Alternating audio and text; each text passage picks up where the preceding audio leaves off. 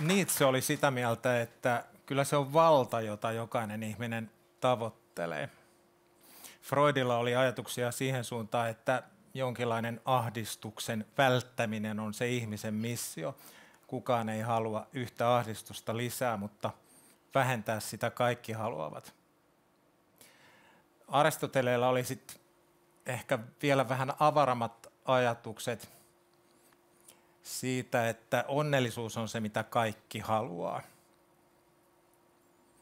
No siinä on ehkä 3 sellaista hyvän elämän näkymää, eli valtaa, eli jonkinlaista hallinnan tuntua suhteessa siihen ympärillä olevaan todellisuuteen, jossa elämäänsä elää, ja sitten sellaista hedoniaa, itsetyytyväisyyden lisäämistä, että olisi jotenkin ehyempi itsensä kanssa, eikä niin pahasti ahdistaisi olla olemassa. Ja sitten se sellainen vähän hankalammin määrittyvä onnellisuus. Varmaan hyvä elämä jotakin tuon tyyppistä voisi olla. Nyt hyvän elämän tavoittelulle on tullut esteitä yhä enemmän. Niitä sellaisia vanhoja esteitä on tietysti köyhyys. Onhan se aika julmaa, että ihmisiä syntyy maailmaan niin köyhinä, että he eivät selviä hengissä. Ei ole reilua. Sitten kulkutauteja on edelleen riesana. Olisi ehkä hyvä elämä ihmiselle helpommin saavutettavissa, jos ei kulkutauteja olisi. Sitten on sotia.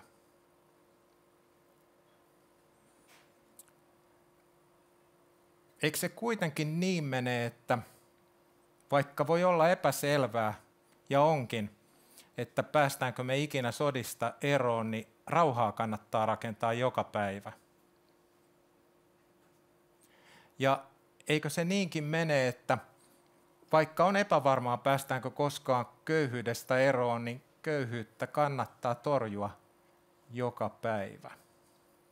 Eli aika helposti löytyy sellaisia ylväitä päämääriä ihmisenä olemiselle, joiden puolesta kannattaa toimia, vaikka perille pääseminen niiden suhteen on epävarmaa.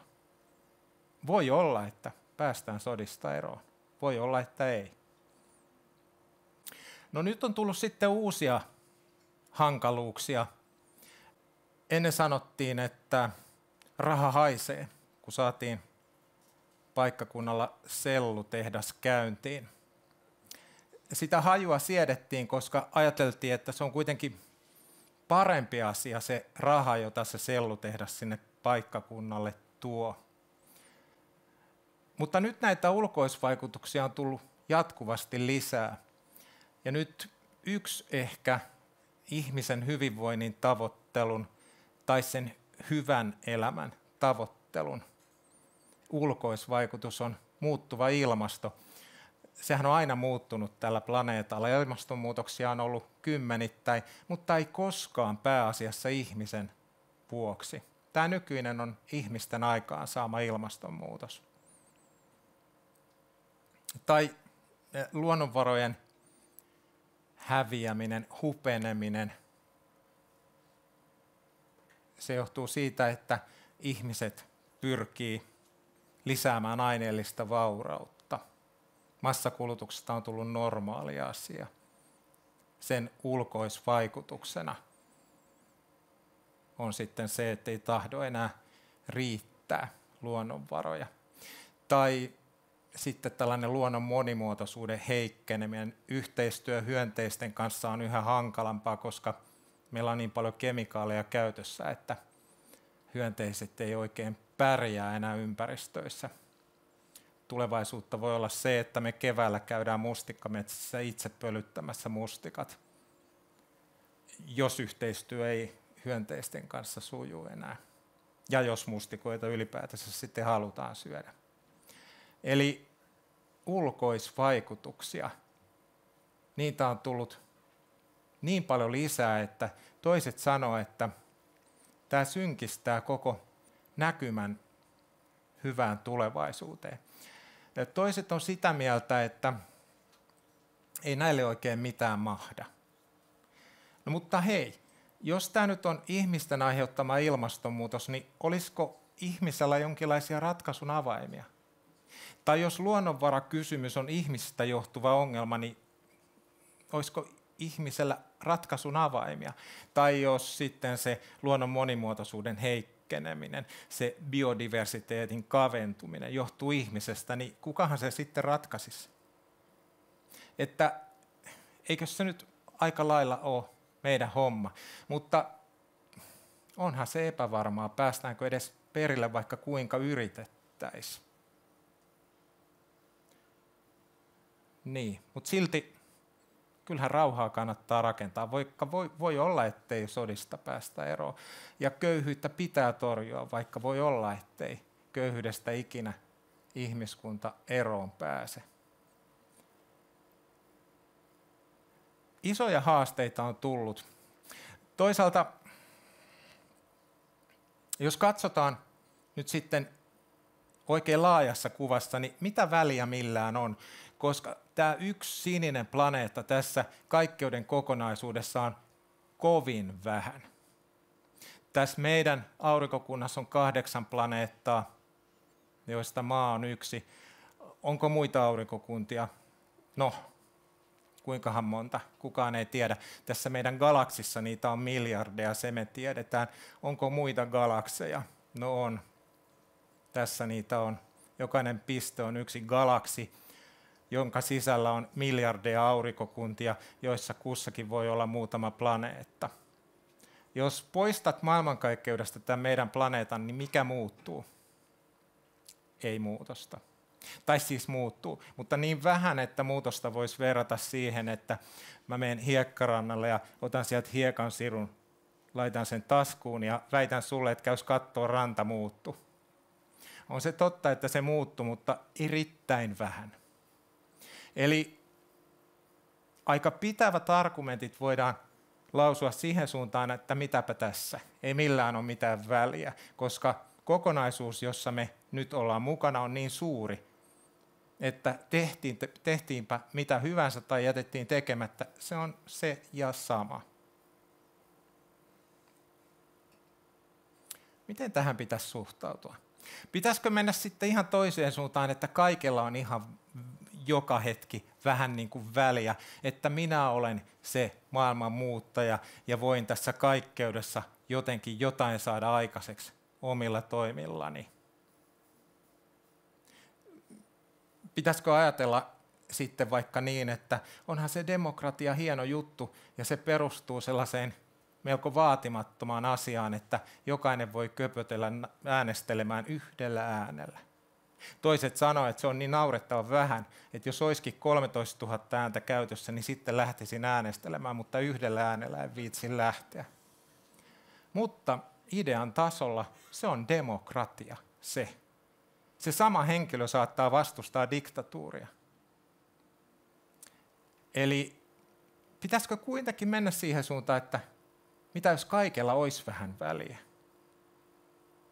Vai pitäisikö sitten toisaalta ajatella, että asiat on isoja, ei näille oikein mitään mahda, ja nostella kädet pystyyn?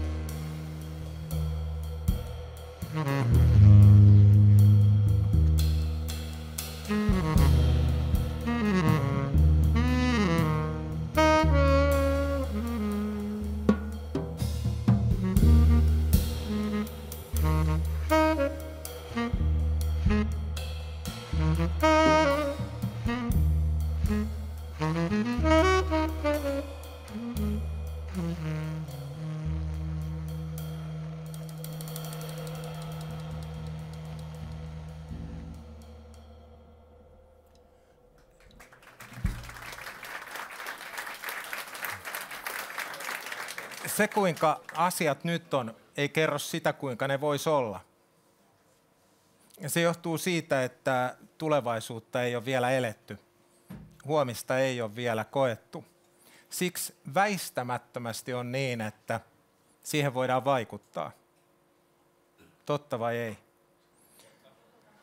Niin se menee. Ja nyt jos katsotaan historiasta, että mitä tässä on saatu aikaiseksi, niin onhan se aika uskomaton tarina, minkä me suomalaiset on onnistuttu kirjoittamaan tälle planeetalle. Ei ollut 100 vuotta sitten talvikenkiä joka kodissa, jolla näillä keleillä pystyy ulkosalla liikuskelemaan. Jos oli monta lasta, kouluun ei päässyt, jos ei ollut kunnon talvikenkiä. Jos oli yhdet, niin laitettiin sitten vähän niin kuin vuoroa, että edes yksi lapsi pääsee kerrallaan niillä talvikengillä, joilla tällaisilla 10, 15, 20 asteen pakkasella pystyy liikkumaan ulkosalla. Vehnää ei oikein saatu pellolta riittävästi, niin puunkuorealta mentiin nilaa sitten veistelemään sinne joukkoon, että saadaan jauhoja sen verran, että säilytään hengissä. Nyt me ollaan yksi tämän planeetan vauraimpia yhteiskuntia. Uskomaton tarina. 150 vuotta sitten me suomalaiset elimme 40-siksi keskimäärin.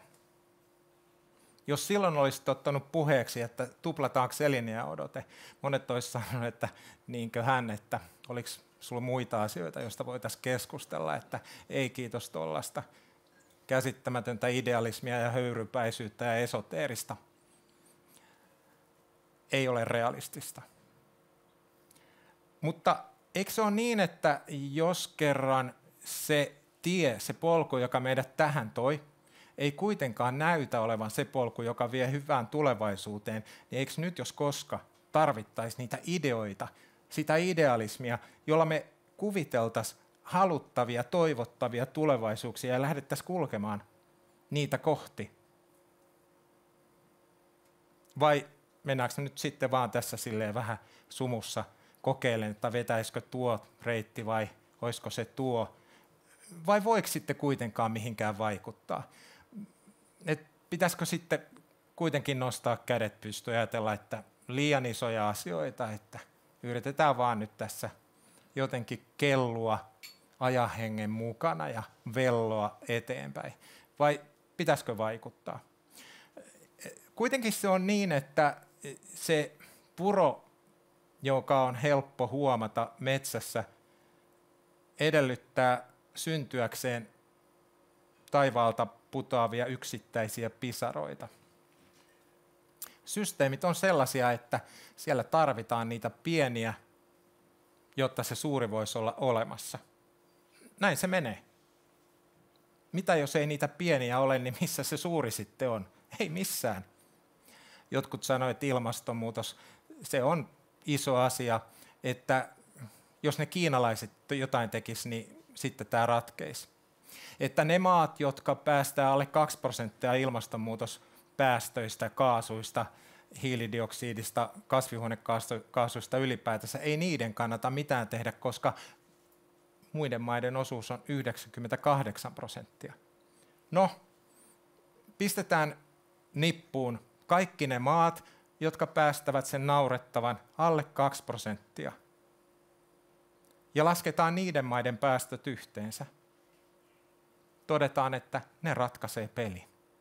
Ne päästöt yhteensä on enemmän kuin Kiinan päästöt tai enemmän kuin Yhdysvaltojen päästöt. Pienestä tulee suurta. Niin se on. Silleen muodostuu systeemit. Tämä meidän planeetta on systeemi. Ei tänne mitään ulkopuolelta tämän planetaarisen systeemin saada, paitsi auringon valoa. Vanhoilla vesillä pitäisi pärjätä seuraavatkin vuosisadat ja vuosituhannet. Vai onko tulossa vesikuljetus jossain vaiheessa maapallolle? Ei ole näköpiirissä. 4 miljardia vuotta sitten tuli tämä nykyinen vesikuljetus. Pitkä aika siitä on.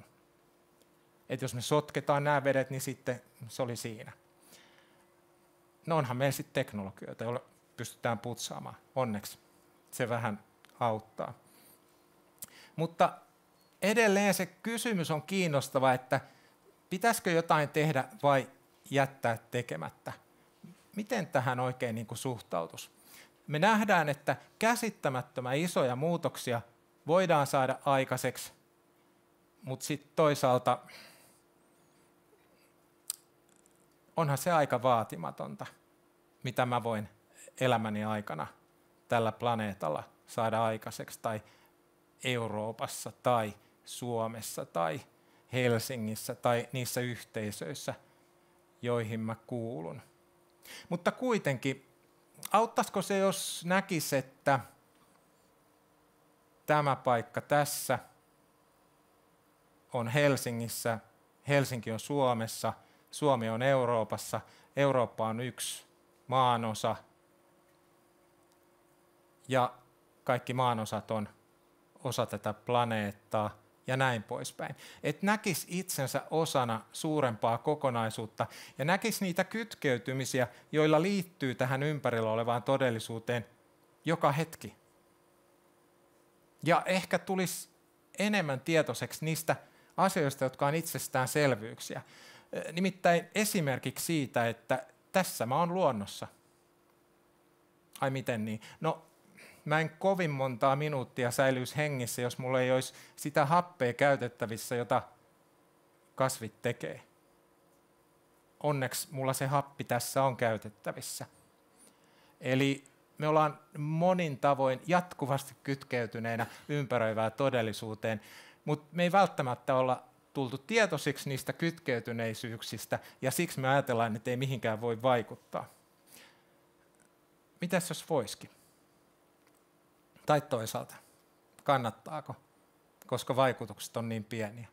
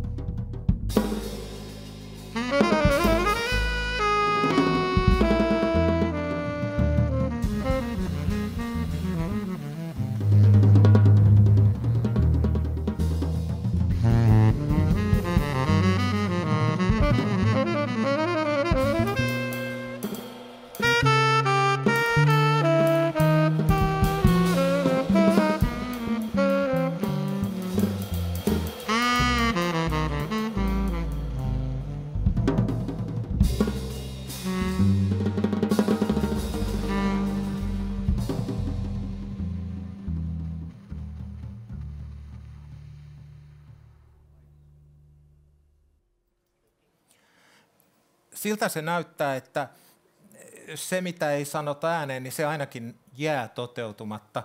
Eli kannattaa ottaa asioita puheeksi. Sitten ne toteutuu todennäköisemmin kuin että jos ne jättää ottamatta puheeksi. Mutta mistä se hyvä tulevaisuus sitten rakentuu? Mitkä sen tekijät on? Kokeillaan, voisiko se rakentua tieteestä, taiteesta, taloudesta ja teknologiasta. Tiede on ehkä paras keino meillä ihmisillä selittää ja saada selville se, millaista tämä todellisuus on, jossa me just nyt elämäämme eletään. Eli meitä ympäröivän todellisuuden luonne, sen tiede kertoo. Tieteen heikkoutena on se, että se perinteisesti katselee kuitenkin menneisyyteen. Siinä on vähän niin kuin katse kiinnitettynä peräpeiliin, koska empiirinen tutkimus perustuu aineistoihin, jotka on kerätty eilen tai aikaisemmin. Tiede ei oikein kunnolla saa kiinni tulevasta. No tietysti se onkin hankalaa, koska ei sitä tulevaisuutta ole eletty vielä. Sitä ei ole olemassa siis meille vielä. Siksi se on auki. Ja nyt tosiaan, jos ollaan sellaisessa tilanteessa, että meidän pitäisi kuvitella jonkinlainen toinen tulevaisuus tai toisia tulevaisuuksia kuin se, millä tähän päivään tultiin. Se me tiedetään, sen tiede pystyy kertomaan parhaiten. Se on paras väline selittämään sen, kuinka tähän päivään tultiin. Mutta se tulevaisuus, kun se on auki, niin eikö nyt täytyisi ottaa keinoja käyttöön, jotka perustuu kuvittelukykyyn?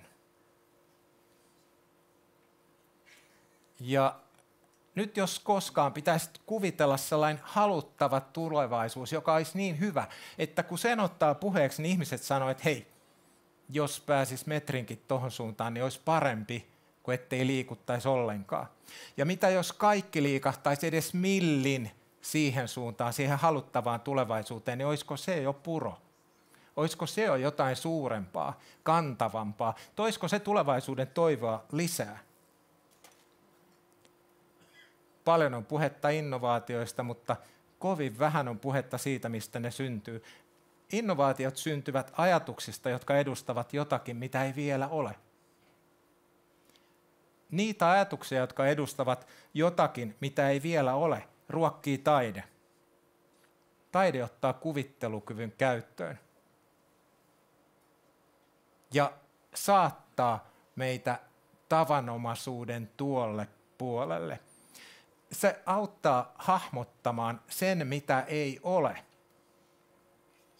mutta joka voisi olla niin arvokasta, että sitä kannattaisi alkaa lisäämään jatkuvasti tästä hetkestä alkaen, ehkä loppuelämän ajan.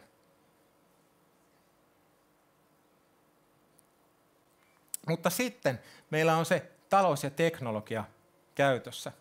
Ne on hyviä välineitä. Sitten kun meillä on päämäärä selvillä, kun me tiedetään, mihin kannattaisi mennä, silloin taloudesta ja teknologiasta on todellakin hyötyä, koska ne toimii vipuvartena, että me päästään sinne, minne halutaan mennä. Mutta nykyaikana ei paljon puhuta siitä, että mihin haluttaisiin mennä. Tai siis talouskasvuriippuvaisessa yhteiskunnassa oikeastaan puhutaan vain siitä, että kuinka saisi talouden kasvamaan. Se on se päämäärä. Että sitten kun talous kasvaa, niin sitten ollaan perillä.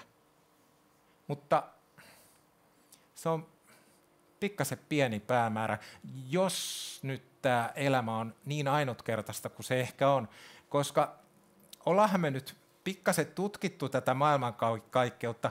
Kyllä me tiedetään lähiplaneettojen tilanne, me tiedetään aika pitkälle tästä meidän planeetasta asioita, ja se on melko varmaa, että näin fiksua elämää ei kovin läheltä näyttäisi löytyvän. Eli siinä mielessä tämä hetki tässä näin on yllättävän ainutkertainen. Ja pitäisikö ajatella avarammin kuin pelkästään sitten niin jotenkin kutistuneilla ajatuksilla, kuin miten esimerkiksi meidän telkkarissa asioista puhutaan. Synkistelyä, näivettymistä, laimeutta.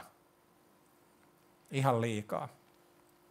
Eli meillä on paljon puhetta nopeudesta, mutta mitä jos mennään kovaa vauhtia ja suunta on väärä? Eli mikä se suunta on? Mikä on se parempi tulevaisuus, jota kannattaisi tavoitella? Ihan oikeasti. Mitä se on?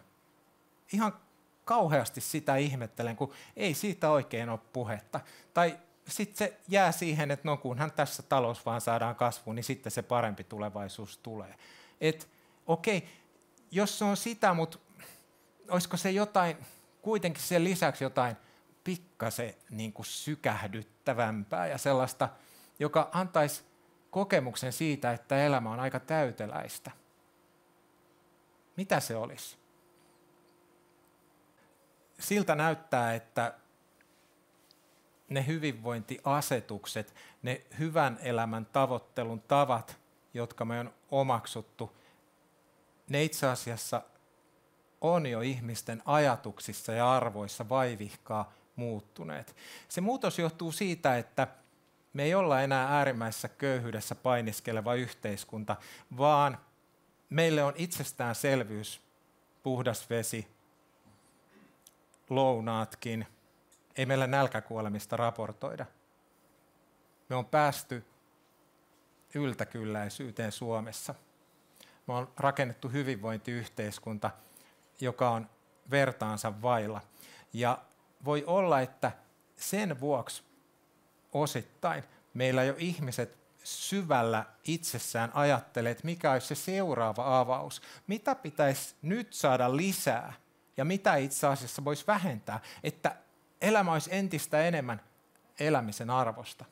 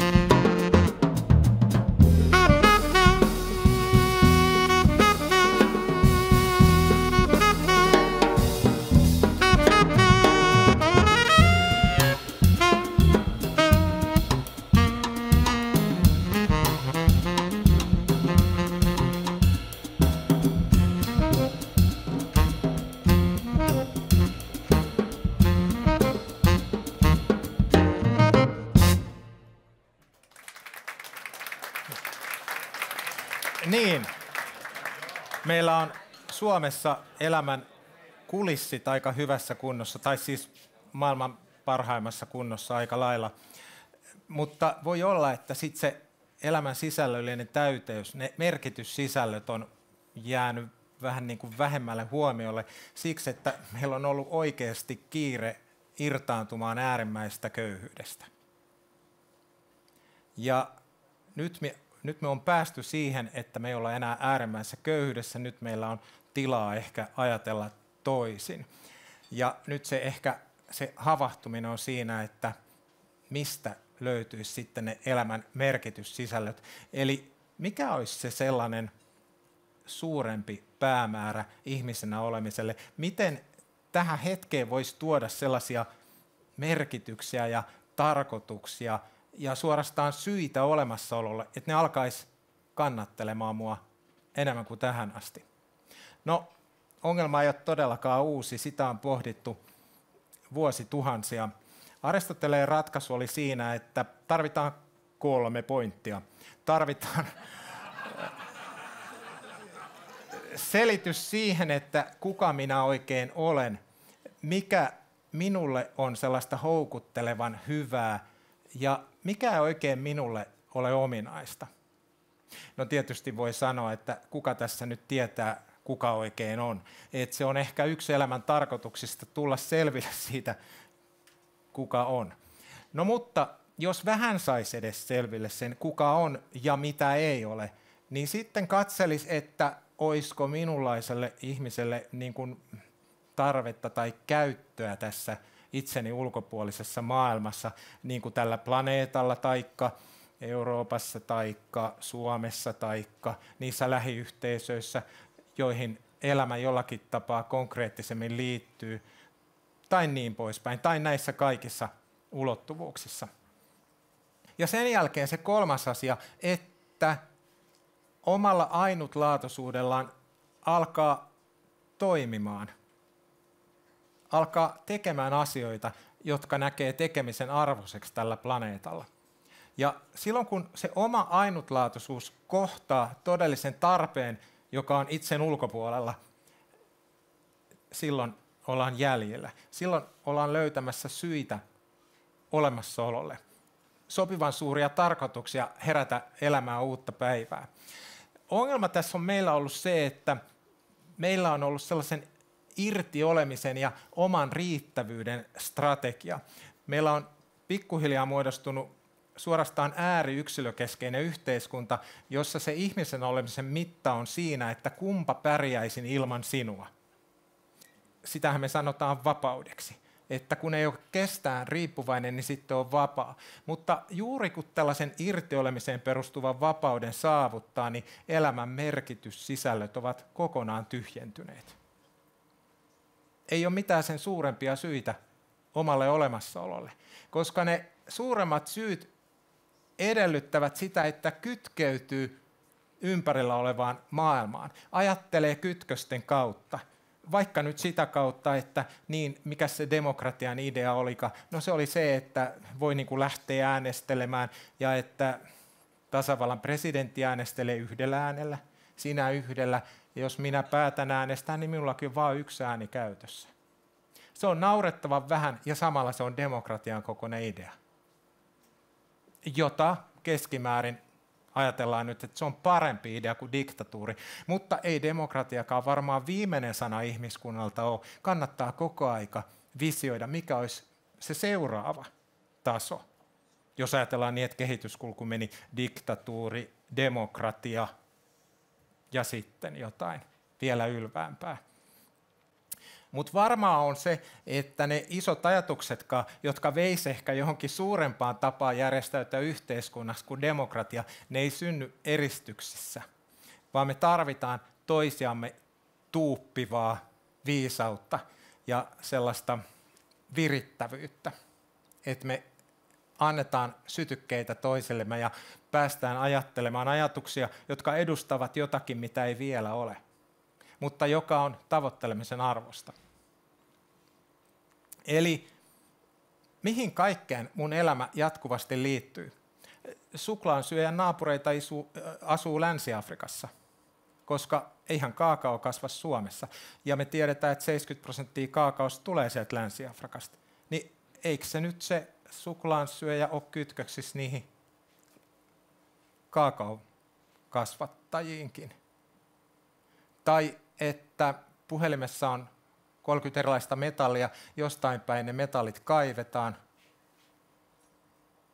Puhelin on tehty kokonaan uusiutumattomista luonnonvaroista, joita ei tule planeetalle lainkaan lisää. Kiinnostava eettinen haaste siinäkin muuten. Että jos jotain ei tule lainkaan lisää ja sitä paljon käyttää, niin mitä meidän jälkeen me elävät siitä tuumaavat? Ollaanko me kytkeytyneinä tuleviin sukupolviinkin tässä jatkuvasti? No ollaan, mutta kuinka paljon? Pitääkö sitä ajatella? Ja jos liikaa alkaa ajattelemaan, niin sitähän lamaantuu. Ja toisaalta sitten, jos me ei tunnisteta niitä kytköksiä, niin sitten millään ei ole enää mitään väliä ja elämän merkityssisällöt häviää. Eli mun olemassaololla tässä ja nyt ei ole mitään hyvää syytä. Koska ne syyt tulee siitä, kuinka mä kytkeydyn ympärillä olevaan maailmaan. Joo. Mutta jos niitä lähtee vaan tunnistelemaan niitä kytköksiä, niin voi löytyä aika monia asioita, jotka on hyvän elämän kannalta aivan ydinkysymyksiä. Eli sillä tapaa voi parhaimmillaan merkityksellistää elämää, mutta huonoimmillaan voi ahdistua pahasti, koska on niin monessa mukana ja on niin kytkeytynyt kaikkeen, ettei enää uskalla tehdä mitään, ettei tapahtuisi sen suurempaa pahaa. Eli asioilla on aina puolensa, mutta se me tiedetään, että jos asettuu osaksi ratkaisua tietoisesti, niin se on parempi asia kuin jäädä osaksi ongelmaa tietoisesti. Eikö? Eli miten mä osaisin olla osa ratkaisua oman elämäni mielekkyyden kannalta ja tämän ympärillä olevan todellisuuden hyvän jatkumisen kannalta? Tähän on turvallisuuskysymyskin. Turvallisuushan on varmuutta siitä, että hyvä voi jatkua. Ehkä pitäisi mennä sitä kohti, joka on jokaisen ulottuvilla, joka ei ole sosioekonominen kysymys, vaan se on tässä ja nyt läsnä, mutta josta me ei olla tietoisia. Että jos kiinnittäisi huomiota siihen, mitä jo on, eikä siihen, mitä puuttuu, niin tulisi rikkaaksi. Mutta ajatelkaa, miten vallankumouksellinen ajatus tämä on. Jos jokainen suomalainen toteisi, että lähikaupassa on jo 100 juomavaihtoehtoa, joista valita, jos olisi 200, niin elämä ei olisi parempaa. Tai että minulla on jo tuhansia hyödykkeitä kodissani, jos olisi enemmän, vaikka 5000 hyödykettä enemmän käden ulottuvilla, olisiko elämä parempaa. Useimmat meistä sanoo ei se ole siitä kiinni. Että pitäisikö aktiivisemmin kiinnittää huomiota siihen, jota jo on, eikä siihen, mitä puuttuu. Mutta jos tosiaan niin tekisi, niin kävisikö siinä niin sitten konsanaan, että sellainen edistysajatus poistuisi meidän yhteiskunnasta. Että nythän käyttövoimana on se, että riittävästi on sen verran, että kun saa vähän tähän lisää, mitä nyt on. Eli että milloinkaan ei ole päässyt perille, vaan vähän jatkuvasti puuttuu. Ja jos ajatteliskin, että mitään ei puutu, kaikki on jo hyvin, niin olisiko se taantumuksen lähtökohta? Ja nyt jos me eletään, tai kun me eletään talouskasvuriippuvaisessa yhteiskunnassa, niin eihän näin voi ajatella, koska silloin viimeistään se talouskasvun mahdollisuus tyssää. Eli tavallaan meidät on valjastettu ajattelemaan, että riittävyyttä ei kannata määritellä tai sitä ei parane määritellä, koska silloin edistysajatus häipyy meidän yhteiskunnasta. Tai että onko itse asiassa köyhyys ja rikkaus, onko se kysymys siitä, että olen köyhä, jos niitä yhteyksiä ei minulla ole ympäröivään todellisuuteen. Mutta jos pystyn vaikka metsäkävelyllä jakamaan elämän ilot ja surut sen luonnon kanssa niin uskottavasti, että ne tulee jaetuiksi ja olo keventyy, niin eikö siinä ole jonkinlainen aika iso hyvän elämän lähde?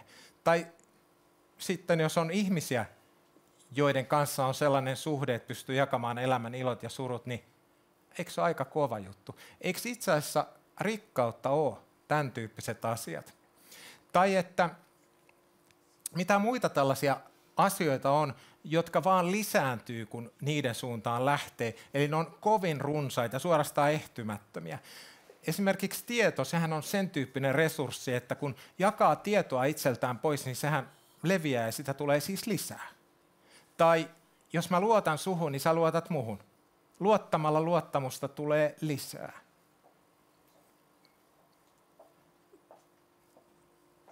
Miten muuten, jos näitä muuttaisi euroiksi?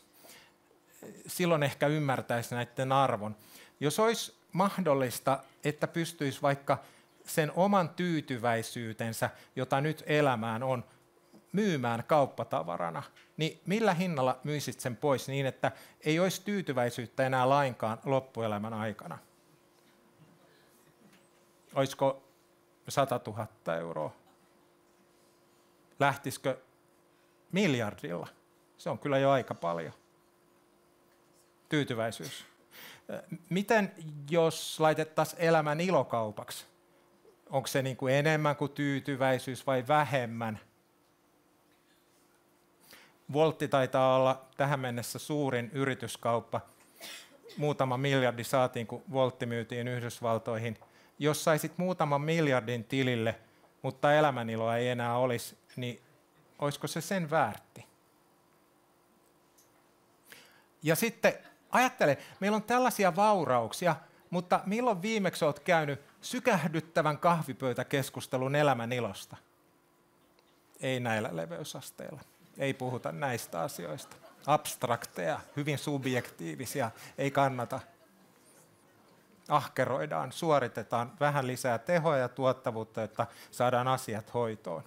Mutta saadaanko niitä niin hoitoon? Koska ihmisen kapasiteetista on silloin käytössä vaan kovin kapea ala. Pitäisikö pikemminkin vaikka taiteella ruokkia ihmisestä enemmän esiin? Ihmisessä olevasta kapasiteetista saadaan hukattua elämän aikana valtaosa. Johtuuko se siitä, että me ollaan sankareita pienentämään toisissamme olevaa suuruutta? Mitä jos ajattelisi niin, että jokaisessa on jotakin kauneutta ja sen esiin houkutteleminen on se juttu? Mitä jos saataisiin tässä tämän vuoden aikana suomalaisessa yhteiskunnassa 5% lisää sitä, että ihmiset kokevat 5% enemmän olevansa arvokkaita olentoja, jotka elävät merkityksellistä elämää, jolla on riittävän hyviä syitä tarjottavana. Tai että 5% enemmän kokevat sitä, että ovat kelpaavia ja yhteenkuuluvat muiden kanssa ja ovat jotenkin niin kuin kiinni tässä yhteiskunnassa. Nämä asiat lisääntyy, jos niitä ottaa puheeksi. Pitäisikö ottaa?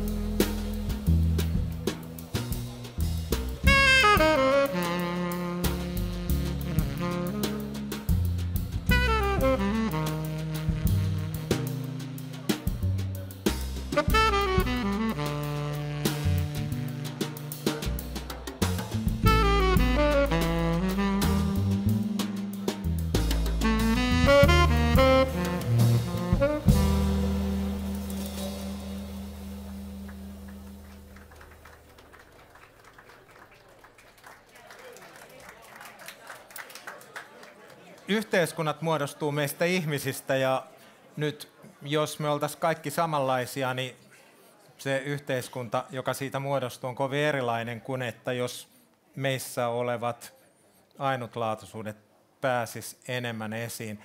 Ja voisiko se jopa olla niin, että yhteisön vahvuus mitataan siinä, kuinka se sietää erilaisuutta, kuinka se pystyy sen erilaisuuden ottaa käyttövoimaksi. Olisi se aika latteeta elämää, jos me kaikki oltaisiin ihan samanlaisia. Taputeltaisiin vaan toisiamme selkää. Että niin, ihan samaa mieltä. Et kyllähän me pientä erilaisuutta niin kuin varmaan kaivataan, että se tökkii meitä niihin uusiin ajatuksiin ja se ruokkii sellaista uteliasta mieltä ja pistää kysymään, että voisiko olla noin. Ja silloin aina kun kysyy uteliaalla mielellä, että voisiko olla noin, on ehkä jonkun uuden äärellä. Sitä me tarvitaan. Varsinkin jos kerran tulevaisuus ei rakennu enää ihan samoilla välineillä kuin millä tähän päivään tultiin.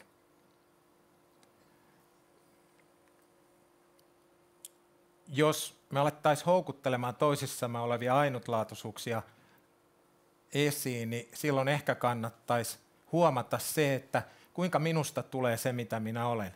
No, peilaamalla itseäni, omaa persoonaani sinuun. Silloin saan selville, mitä olen ja mitä en ole. Ja ajattelen, jos ne kaikki peilit olisi samanlaisia, millä me peilataan itseämme, niin meistäkin tulisi aika taantuvia olentoja. Ei me kovin niin kuin ylväisiin ulottuvuuksiin ehkä yllettäisi. Me oltaisiin kaikki samanlaisia. Mutta nyt kun ne peilit on rikkaita ja monipuolisia, niin me voidaan peilata itsestämme esiin niitä piilossa olevia puolia, jotka ei ole jostain syystä vielä tullut esiin, mutta jotka siellä odottaa esiin tulemista. Oikeastaan kyse on sivistymisestä. Siitä, että kiipee aktiivisesti omien ennakkoluulojen yli, väistää sellaisia pelkistettyjä ajatuksia, jotka pienentää tätä olemassaolon rikkautta, jota näkee joka paikassa, jos haluaa nähdä. Mutta se edellyttää avaraa mieltä. Eli kuinka saisi avarrettua käsityksiä itsestä ja ympärillä olevasta todellisuudesta ja sitten siitä kytkeytyneisyydestä tähän ympäröivään todellisuuteen, koska se kytkeytyneisyys antaa mahdollisuuden kokea merkityksellisyyttä. Irtiolo ei sitä tuota. Se pienentää meidät ja eristää meidät ja tekee meistä tyyppejä, jotka vaan nostelee käsiä pystyyn. Kun mihinkään ei voi vaikuttaa, kun ei ole missään mukana, kun on irti kaikesta. Mitä jos rakennettaisiin vaikka yhteiskunta niin, että siellä olisi kaikkein tavoittelemisen arvoisin asia se, että me saataisiin toinen toisiamme sillä tapaa voimaantumaan, että me koettaisiin itsemme vähän vahvemmiksi. Tai että me voitaisiin silloin tällöin aina kokea, että olin aina luullut, että tuo ei ole minulle mahdollista, mutta oho, se onkin. Eikö tällaiset asiat voisi olla ihan edistymisen mittoja? Tai mitä jos mittaroisi vaikka jonkun yrityksen onnistumista niin, että kiinnitettäisiin huomiota uusiin ajatuksiin, joita ihmisillä syntyy siinä yhteisössä. Eli kuinka monta kertaa viikossa siellä on jollain tullut sellainen oivallus, joka edustaa jotakin, jota se ihminen ei ole aikaisemmin tullut ajatelleeksi. Eikö niin voisi syntyä jotain uutta ja edistyksellistä? Vai pitäisikö sitten vaan lisätä kuria ja sääntelyä ja ankaroida ihmiset ruotuun ja sitten ottaa tehot irti? Siinä on aina riskinä se, että siellä on väkivaltaa kuitenkin niin paljon läsnä, että me pienennetään sitä kautta toisiamme. Ja se ainutlaatuisuus, jota jokaisessa on, joka on aivan erityistä, häviää jonnekin. Sitten me yritetään olla samanlaisia, ja kun ei me voida olla samanlaisia, kun me ollaan pohjimmiltamme erilaisia. Onneksi. Tämä on iso dilemma, koska samanlaisuus jotenkin helpottaa ja sitten erilaisuus jotenkin hankaloittaa. Mutta missä on edistys ja eteenpäin meno ja jotenkin uusien polkujen löytäminen, jos ei meillä ole erilaisuutta? En usko, että yhtään missään.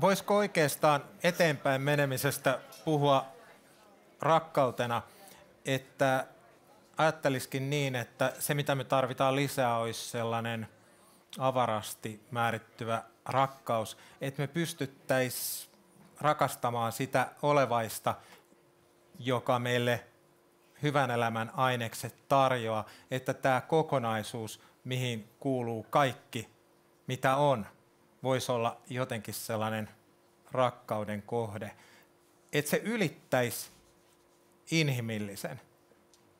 Siihen kuuluisi inhimillinen tietenkin, mutta että se ylittäisi vielä sen.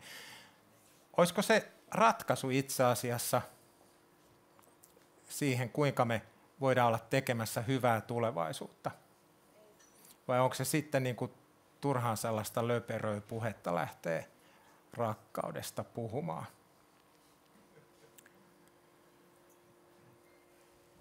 Niin. Kiteytetään hyvän elämän aineksia ja palataan siihen, että kyllä se ahdistuksen välttely varmaan on hyvä juttu ehdottomasti, mutta samalla se voi olla turhan kapea polku, se voi olla, että se on turha hedoninen polku. No, nyt voisi ajatella niin, että tyytyväisyyden tavoittelu ylipäätänsä on aika itsekäs reitti hyvään elämään. Mutta se meille on kuitenkin melko lailla mahdollinen, koska me on totuttu niin itsekeskeisesti elämään viimeiset vuosikymmenet. Mutta se, mihin ehdottomasti meidän kannattaisi satsata, olisi se, kuinka se minun ainutlaatuisuuteni liittyy ympärillä olevaan maailmaan ja kuinka se mun ainutlaatuisuus voisi olla käytössä ympärillä olevassa maailmassa, että minä itsekkäästi saisin siitä hyvän elämän aineksia, mutta että se kokonaisuus jotenkin edistyisi, jossa olen mukana. Eli että se merkityksellisyyden puoli, se mielekkyyden puoli vahvistuisi, koska siitä meillä on pula. Tyytyväisyyttä meillä onneksi on. Mutta nyt se merkityksellisyyden puoli kuntoon, niin silloin meillä on myös enemmän paikka tässä maailmassa. Löytää oman näköinen paikka maailmassa. Siitä varmaan hyvässä elämässä pohjimmiltaan on kyse.